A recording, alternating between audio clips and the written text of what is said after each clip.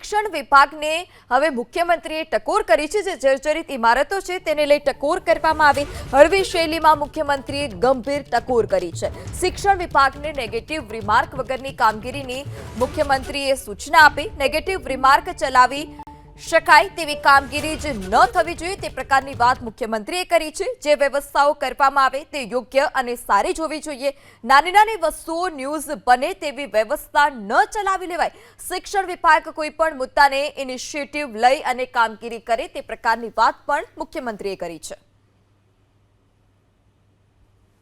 કોઈ negative remarks ન આવે એવી તૈયારી શિક્ષણ વિભાગે પોતે જ કરી દેવી પડે। હવે ક્યાં નેગેટિવ ચલાવી લેવાય એવું છે નહીં કે ભાઈ જે પણ આપણે વ્યવસ્થા કરતા હોઈએ વ્યવસ્થા સારી જ થવી જોઈએ। હવે નાની નાની વસ્તુઓમાં ન્યૂઝ બને, ન્યૂઝ ચાલ્યા કરે આખો દાડો, આપણને એમ લાગે કે આ શું ચાલી રહ્યું છે। હવે આટલી બધી સારી વ્યવસ્થા કરી હોય પણ એક જગ્યાએ તો ક્યાંક ને ક્યાંક તો આપણને જોવા મળે જ કે અહીંયા આગળ નળિયું પડી ગયું છે, કાં તો ધાબાનું પેલું સ્લેબ પડવાની તૈયારીમાં છે।